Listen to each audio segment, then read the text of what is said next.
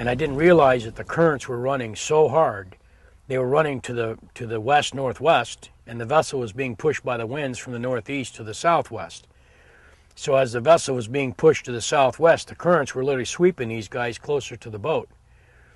I got Jerry Stevens still in the water, and I've got Torrey DiNuccio, who's already up on deck. They've somehow managed to pull him up, and it took 5-6 guys per line to hoist a body, a live body, holding onto a 3/8 poly line. It took 6 guys, a foot at a time, to bring him up the back of the boat, 34 feet off the water with 20-foot seas.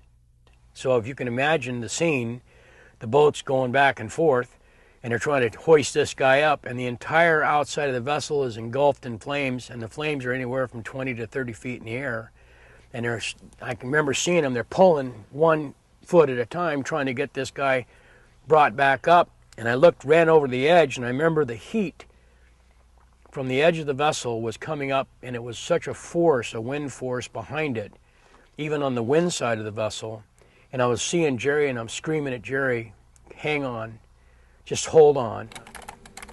When they were hoisting him back up the back of the boat, he was holding onto the line. He flipped upside down. The line wrapped around his ankle.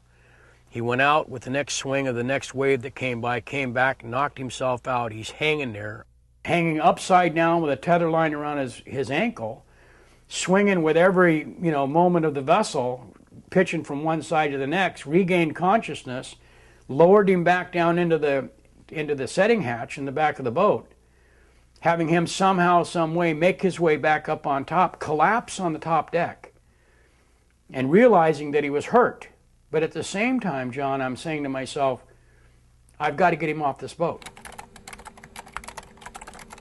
They'd gotten a life ring to him, and they had him halfway up the back, and because of his injuries that he encountered when he was blown out of the back of the boat, he was unable to hold on, and so he slipped through and he went back into the water.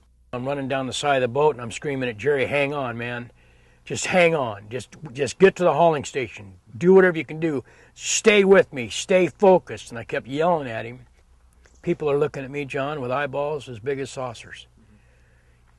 And I remember vividly seeing the looks, the expressions of the crew, where every look I saw in every face was, this can't be happening. What's happening? This can't be happening. But nobody had answers. They were just a part of what was taking place.